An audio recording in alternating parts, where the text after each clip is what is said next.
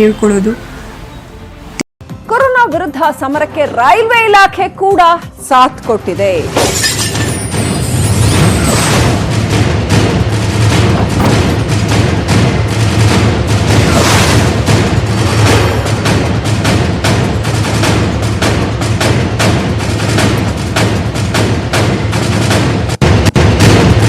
Railway ಬೋಗಿಗಳು ಈಗ ಆಸ್ಪತ್ರೆಗಳಾಗಿ ಮಾರ್ಪಟ್ಟಿದ್ದಾವೆ, isolation ಸೆಂಟರ್ಗಳಾಗಿದ್ದಾವೆ, corona ಆಸ್ಪತ್ರೆಗಳಾಗಿ ಮಾರ್ಪಟ್ಟಿದೆ. ಹುಬ್ಬಳ್ಳಿಯಲ್ಲಿ ಐಸೋಲೇಷನ್ ವಾರ್ಡ್ಗಳನ್ನಾಗಿ ಬಳಸಿಕೊಳ್ಳಲಾಗ್ತಾ ಇದೆ ರೈಲ್ವೆ ಬೋಗಿಗಳನ್ನ. 312 ರೈಲು ಕೋಚ್ಗಳು ವಾರ್ಡ್ಗಳಾಗಿ ಪರಿವರ್ತನೆಗೊಂಡಿದ್ದಾವೆ. ಅವುಗಳನ್ನು ಕಂಪ್ಲೀಟ್ ಆಗಿ ಸ್ವಚ್ಛ ಮಾಡಿ ಅಲ್ಲಿ ಒಂದು ವಾರ್ಡ್ನಲ್ಲಿ ಏನಿರುತ್ತೆ ವೈದ್ಯಕೀಯ ಸೌಲಭ್ಯಗಳು ಅದನ್ನೆಲ್ಲ ಏರ್ಪಡಿಸಲಾಗಿದೆ.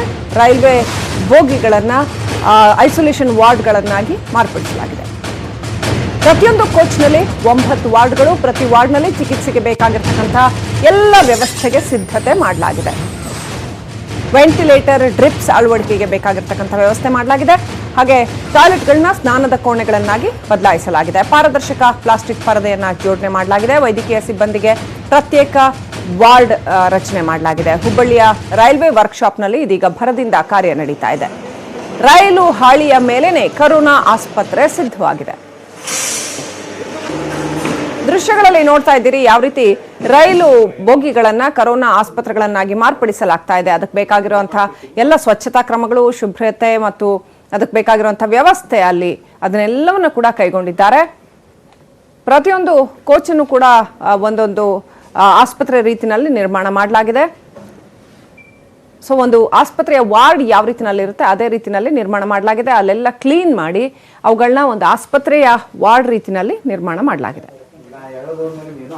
ಸೊ ಹಾಗಿದೆ, ಇದನ್ನ ಯಾವ ರೀತಿನಲ್ಲಿ ರೆಡಿ ಮಾಡಿದ್ದಾರೆ ನಮ್ಮ ಪ್ರತಿನಿಧಿ ಈ ಬಗ್ಗೆ ವಾಕ್ ಥ್ರೂ ಮಾಡಿದ್ದಾರೆ, ನೋಡೋಣ ಬನ್ನಿ.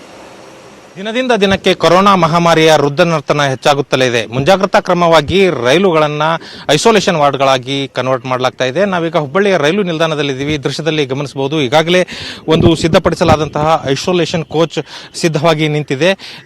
ಇಲ್ಲಿ ಏನಿದೆ ಅಂತಂತಂದ್ರೆ ಸುಮಾರು 312 ಕೋಚ್ಗಳನ್ನ ಈ ರೀತಿ ಕನ್ವರ್ಟ್ ಮಾಡಲಾಗಿದ್ದು, ಏನು ಕೊರೋನಾ ಪೀಡಿತರು, ಶಂಕಿತರು, ಸೋಂಕಿತರು ಕಂಡು ಬಂದ್ರೆ ಅವರನ್ನ ಕರೆದುಕೊಂಡು ಬಂದು ಚಿಕಿತ್ಸೆ ಮಾಡಲಿಕ್ಕೆ ತಯಾರಿಗಳನ್ನ ಮಾಡಿಕೊಳ್ಳಲಾಗಿದೆ. ಈ ಒಂದು ಪ್ರತಿಯೊಂದು ಕೋಚ್ನಲ್ಲೂ 8 ವಾರ್ಡ್ಗಳನ್ನ ಸಿದ್ಧಪಡಿಸಲಾಗಿದೆ. ಪ್ರತಿಯೊಂದು ವಾರ್ಡ್ನಲ್ಲಿಯೂ ಕೂಡ ಎಲ್ಲ ರೀತಿಯ ವೈದ್ಯಕೀಯ ಸೌಲಭ್ಯ ಕೊಡಲಿಕ್ಕೆ ಏನೆಲ್ಲ ಪ್ರಯತ್ನ ಮಾಡಬೇಕು ಅದಕ್ಕೆಲ್ಲ ತಯಾರಿಗಳನ್ನ ಮಾಡಿಕೊಳ್ಳಲಾಗಿದೆ. ಮೊದಲು ಗಮನಿಸಬಹುದು, ಈ ಪ್ಲಾಸ್ಟಿಕ್ನ ಒಂದು ಪಾರದರ್ಶಕ ಪರದೆಯನ್ನು ಅಳವಡಿಸಲಾಗಿದೆ. ಇದನ್ನ ಸೈಡ್ಗೆ ಸರಿಸಿದರೆ ದೃಶ್ಯದಲ್ಲಿ ನಾನು ತೋರಿಸಲಿಕ್ಕೆ ಪ್ರಯತ್ನ ಮಾಡ್ತೀನಿ. ನಡುವಿರುವಂತಹ ಬರ್ತನ್ನ ತೆಗೆಯಲಾಗಿದೆ. ಇಲ್ಲೇನು ಸೀಟ್ ಇರ್ತಿತ್ತು ಇದನ್ನ ಕಿತ್ತು 2 ಸೀಟ್ಗಳನ್ನ ಮಾತ್ರ ಇರಿಸಲಾಗಿದೆ. ಇದನ್ನು ಸ್ವಲ್ಪ ದೊಡ್ಡದಾಗಿ ಪರಿವರ್ತನೆ ಮಾಡಿಕೊಳ್ಳಲಾಗಿದೆ. ಮಲಗಲಿಕ್ಕೆ ಪೇಷಂಟ್ ಏನಾದರೂ ಬಂದ್ರೆ ಅವರಿಗೆ ಮಲಗಲಿಕ್ಕೆ ವ್ಯವಸ್ಥೆ ಇದೆ. ಜೊತೆಗೆ ಚಾರ್ಜಿಂಗ್ ಮಾಡಲಿಕ್ಕೂ ಕೂಡ ವಿದ್ಯುತ್ ಸಂಪರ್ಕ ಕಲ್ಪಿಸುವಂತಹ ವ್ಯವಸ್ಥೆ ಕಲ್ಪಿಸಲಾಗಿದೆ. ಜೊತೆಗೆ ವಾಟರ್ ಬಾಟಲ್ಗಳನ್ನ ಇಡ್ಲಿಕ್ಕೆ, ಮೊಬೈಲ್ಗಳನ್ನ ಇಡ್ಲಿಕ್ಕೆ ಕೂಡ ವ್ಯವಸ್ಥೆ ಮಾಡಲಾಗಿದೆ. ಮೇಲೆ ಔಷಧಗಳನ್ನ ಇಡ್ಲಿಕ್ಕೂ ಕೂಡ ಇಲ್ಲಿ ವ್ಯವಸ್ಥೆ ಇದೆ. ಈ ಪ್ರತಿಯೊಂದು ಕೋಚ್ನಲ್ಲಿ ಇಂತಹ 8 ವಾರ್ಡ್ಗಳಿದಾವೆ. ಪ್ರತಿಯೊಂದು ವಾರ್ಡ್ನಲ್ಲಿಯೂ ಇದೇ ರೀತಿಯ ಸೌಲಭ್ಯ ಇದೆ.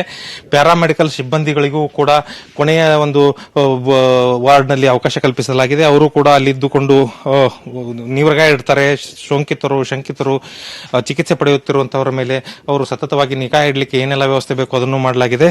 ಜೊತೆಗೆ ಟಾಯ್ಲೆಟ್ ಮತ್ತು ಬಾತ್ರೂಮ್ ಏನಿತ್ತು ಅದನ್ನ ಮಾಡಿಫೈ ಮಾಡಲಾಗಿದೆ. ಪ್ರತಿಯೊಂದು ಟಾಯ್ಲೆಟ್ಗಳಲ್ಲಿಯೂ ಕೂಡ